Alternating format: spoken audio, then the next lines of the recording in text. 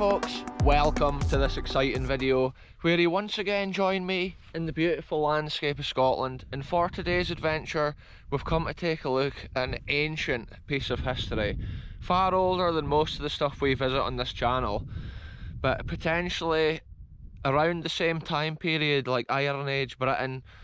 2,000 years ago basically, they believe that these two hilltop settlements were built up here and then up on this hill here. This is actually the one at this side we're going to go and take a look at today. But apparently these hilltop forts would have been around the same time period as the old souterrains that we visit, which are buried under the ground, and they're like little underground chambers with like tunnels and crazy like labyrinths. And they reckon around the same time period they were building these massive hilltop forts.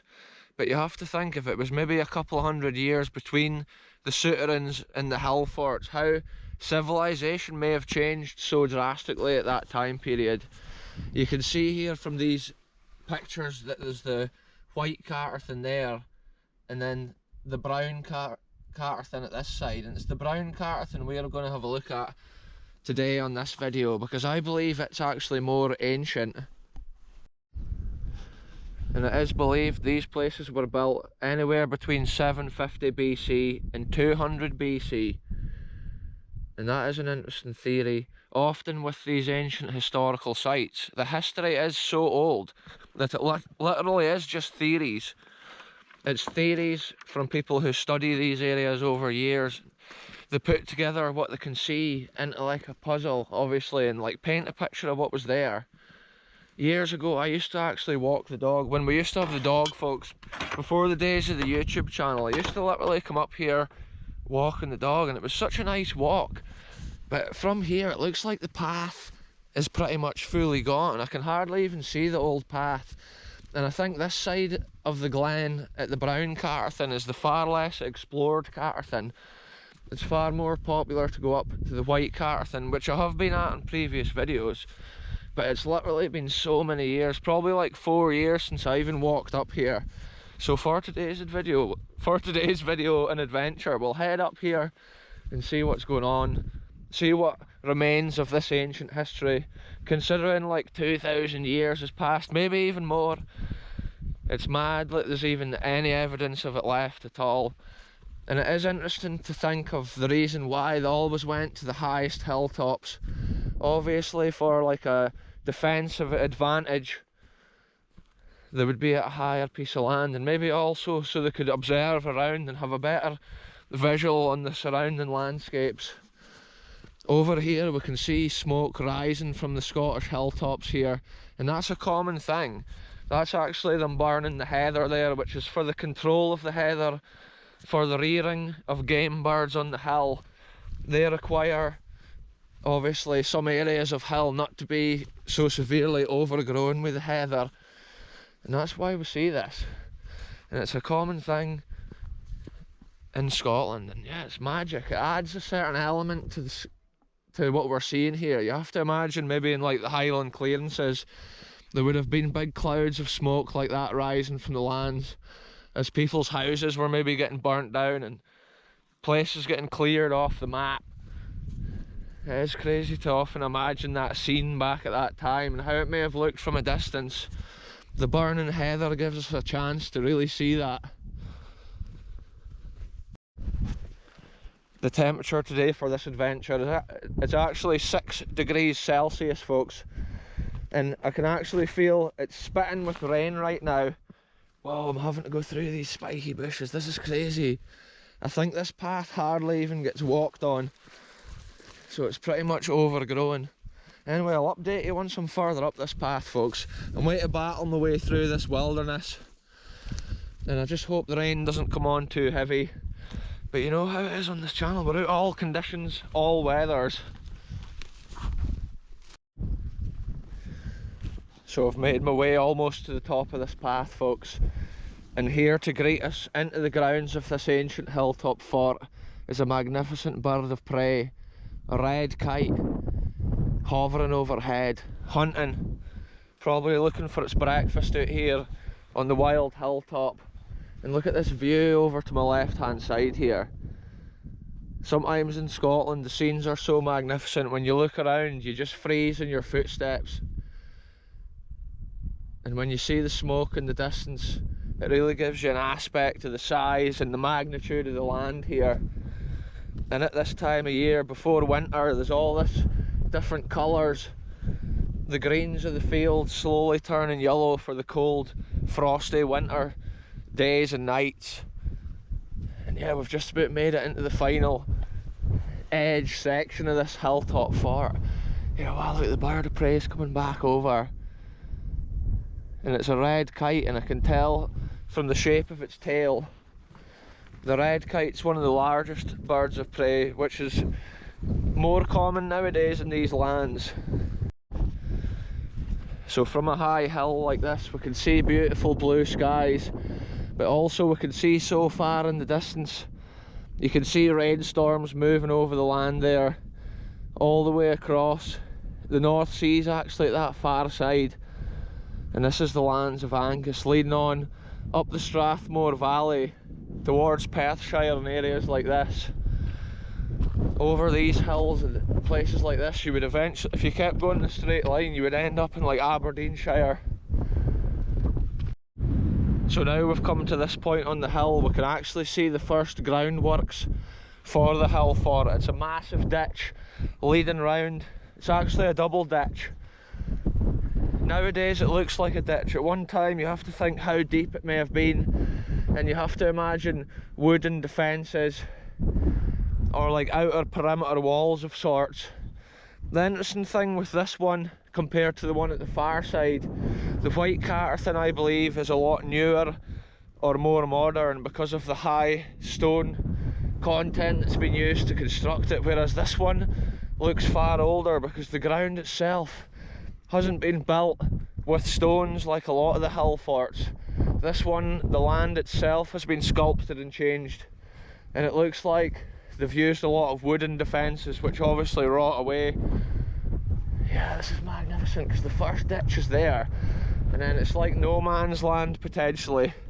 Even like a modern day fort or whatever, you've got areas you have to breach to make it up to the main fort complex. And look at the size of this one. You have to think how originally, like it must have been so deep, these ditches, for them to still be so deep now, like 2,000 years later. It's just blowing my mind thinking of that. And then the whole way up here, another section with another massive ridge in the land, and you have to imagine it's the same like all the way around the hill. It's pretty cool. I like to imagine when I come to these places as well, like where was the original entrance, and imagine the people going out and in the entrance, like what were they wearing, what did the world look like out here when they looked around. You can just imagine mad forests where now there's fields, wild boglands untamed by agriculture. Sometimes these hill forts actually had a small area for agriculture around different sections of the lower hill around the hill forts, and evidence can be seen of that on the hill at the White Caterthun as well. Wow, it's just beautiful up here, folks. Last time I came here I didn't have the windsock, but it's typical like Scottish hilltop, the wind is just extreme, and that's why I've put the hood up. It's freezing cold out here. I think we'll take a walk around this way and we'll look at the beautiful view as we go around the perimeter of this, and then we'll take a wee walk across the middle of it as well. Sometimes these old hill forts used to have a deep well that was built down to like a water source, a natural spring in the ground, and sometimes you could see evidence of that on the surface. We've actually visited a few hill forts on the channel, and it's interesting to compare them and to see what's left. Another interesting thing which appears in these hill forts is an unexplainable phenomenon, folks, and it's a real thing. It's actually vitrified rock, which is proper rock which has been melted together, and scientists and people, they don't actually know how they managed to achieve that high temperature to melt the rocks together. It's not even like the outer rocks are cemented together. They've literally been heated to such a high temperature they've melted together, folks, and that's a real thing that's been observed. Many hill forts, not just one. So it wasn't an isolated incident, whatever occurred back at that time. And you have to think, like 2,000 years ago, what did they have that would have heated the walls to that extreme degree to melt the rock? And that's the kind of theories and things that I love to bring to you on the videos. Interesting things that's maybe like unknown. It's out of common day-to-day conversation, those kind of queries as to why those rocks were even melted. A lot of folk don't even know that happened. This is interesting. I was just looking here at how it's landscaped, but it could have even been a farmer maybe using it as a field at a certain time, or this may have been an original entrance up into the hill fort. Maybe each of the entrances into the different layers was at a different place, so you would really have the hardest job coming in. If all the entrances lined up, it would be so much easier probably to break into a fort back when it was in its prime. Anyway, let's keep heading around. Look at this clouds above my head, folks. It's just like a line of the white cloud with the blue sky. And yeah, this is just magnificent. I can see like the Cairn Mount and the hills up that direction on towards like Larnskirk and the big wind turbines on the hill. Also looking this way, I can see Montrose Basin and some of the coastal areas that we often explore on this channel. They're just literally over there. But it looks to me like the rainstorm is slowly making its way that direction, and I think it's actually coming my direction as well, folks. I think by the time we get off this hill it might actually be raining. I'll up the pace, we'll go a wee bit faster around here, folks. That is what it's like exploring in Scotland though, especially when you go to the wildest hilltops. You get extreme weather and it can change just in the blink of an eye. My fingers are absolutely freezing with this cold temperatures today as well. But yeah, everything's getting more explorable. It is interesting here because the ditch around the hill here, I can see it curves and gets further away. So it is interesting how it wasn't just an exact distance from the main fort. And each of the ditches were weaving and moving around the contours of the hill. But then maybe that was the area that they had grain and stuff planted, or other things maybe to keep them going. It is thought the people of these hill forts may also have been like hunter-gatherers who came up here in the summer and stayed for half the year and then returned to the lower land for the winter months. But like I say, all that stuff is kind of just theories, and yeah, it's just mind-blowing to consider. You have to think about the clothes they were wearing as well. Most likely all made from sheep and cows, which also grazed the nearby lands. Everything would have just been built or like made from what they could source nearby. Probably items from further afield were rarer. Yeah, it's just, nowadays everything's so easy to get. Back at this time it would have been more of localised trade. Local, maybe like farmers, or I don't even know. You can just imagine how it must have been out with fort walls.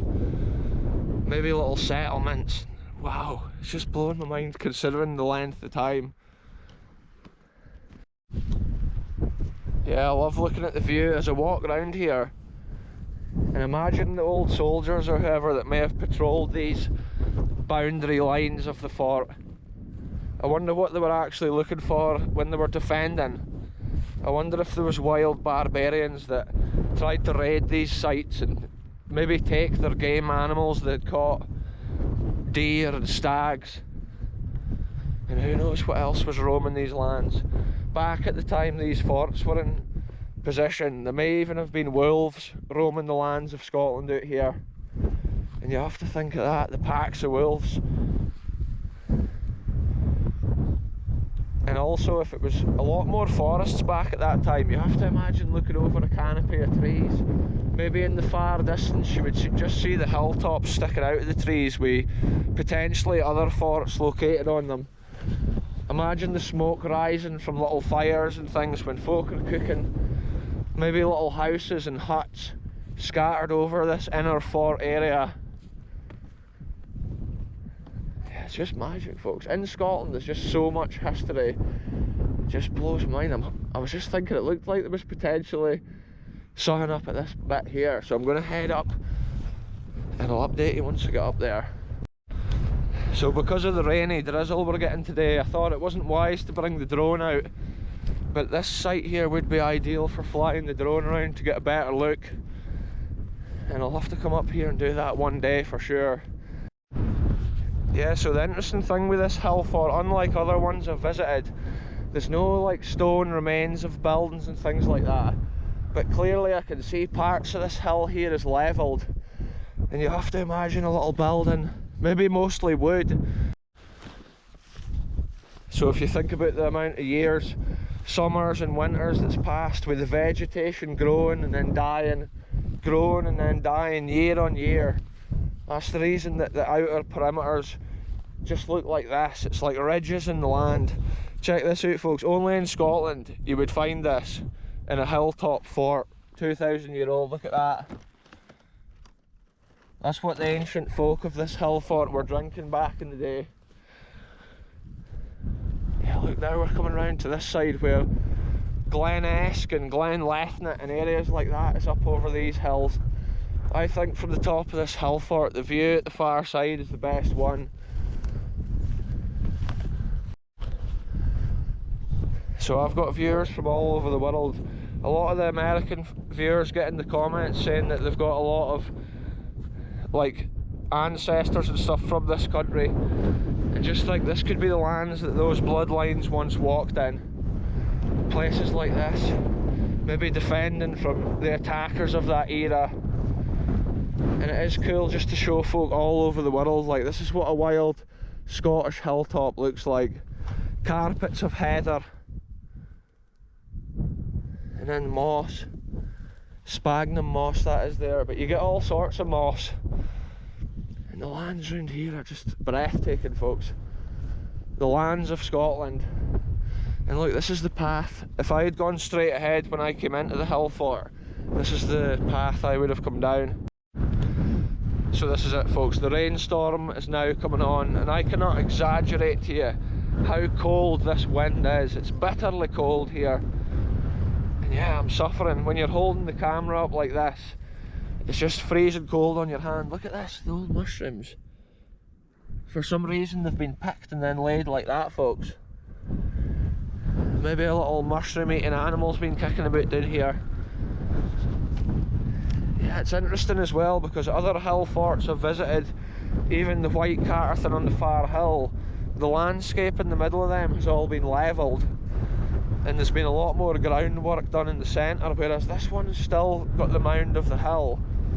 It's these large ditches that give away the clues of the hill fort. And yeah, it's been cool on today's video to come and see what's left and remember the history of this hill fort and the people that lived here, maybe generations. Who knows how long this hill fort was here. Maybe it stood here for hundreds of years. Maybe when it got too big for its occupants, they had to then go and build the new hill fort on the far hill. Or maybe they realised they had a strategical disadvantage because that hill there was blocking their view up towards the Angus glens. And then they maybe decided we'll put the rest of the family on that hill right there, and then they'll have this whole area covered. And then you have to think about the day that this place got abandoned. What went down at that day when the last person walked off this hill fort? I wonder if it was left in peace or warfare, folks. And look at this hill grass blowing in the wind. I do apologise for any wind in the audio today, folks. It is extreme at this side of the hill. So there we are, folks. We've done a full circumference of this ancient hill fort, more than 2,000 years old. And just think literally how long ago 2,000 years is. If you go and try and count to 2,000 and then think how long that takes you, and then just imagine each one of those counts as a whole year, and it really puts into perspective. Like, it's just a madness out here. And now I'm abandoning this hill fort because it's freezing cold up here, unlike the folk that may have abandoned it at a certain time out of being defeated maybe in a battle, or maybe the folk didn't even walk out of this hill fort alive. That's the craziness with this history. It was often the front line of warfare back at a certain time, and the scene of terror. but also at one time it would have been a thriving hill fort, probably the scene of many good times and many lives probably spent here as well from people. Whoa, just about slipping on the rocks as I leave here. And yeah, look at all this. I love the way this fort has got all these ditches the whole way down. There has been so much groundwork put in, not so much stones and boulders brought and piled, but just that massive amount of earth that's been dug. And you have to think they couldn't go down to B&Q for a shovel back at that time. So like, what were they even digging that with, folks? It's incredible to think of that as well. Was it just some sort of like stone or slate shovel they had? Or just a pick? Picking away, scraping it and shifting it. Think of the manpower and the amount of folk, or maybe the years it took to even build it. Super cool, folks. There's so many birds of prey now. As I've been walking down here, I can see 3 or 4 of them going around making their daily patrol of this land. And you can see how far we've come from the top of that hill. The wind's actually less down here.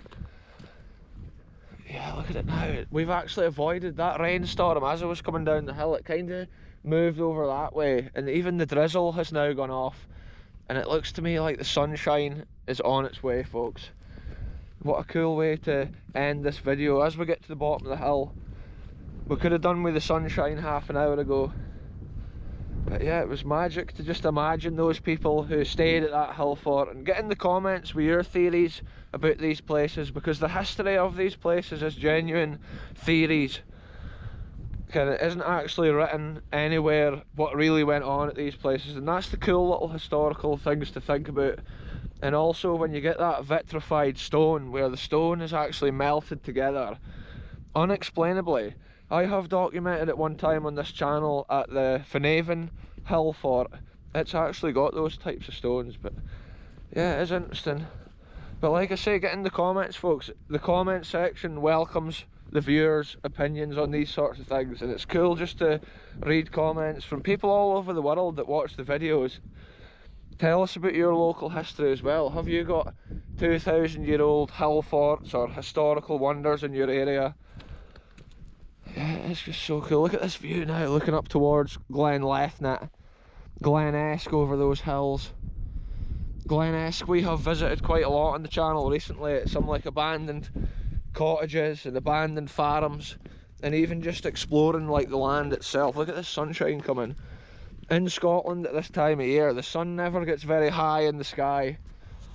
That's probably the highest it'll get all day. It's the winter sun. And then yeah, check out this path. It weaves through these sharp bushes. This is another one of Scotland's really sharp, like spiky bushes. If you fell into that, you'd be in some bother. Check out, folks, the red kite came round above our heads. Look, it's doing some hunting. See the way it's flying? It was flying back and forward at high speed, and I believe what it was doing was observing a rodent, following it over the land below, and it must have been cutting right and left, so the bird was doing the same thing in the sky. And they can actually fly at high speed. They can swoop down and grab something like that, and it's just incredible to see, and you do see it if you stand for long enough watching it. Anyway, folks, I'm just about back to the car. Thanks very much for tuning in to another BKR adventure, and I'll be back soon with the next one, wherever I end up going. See you soon, folks.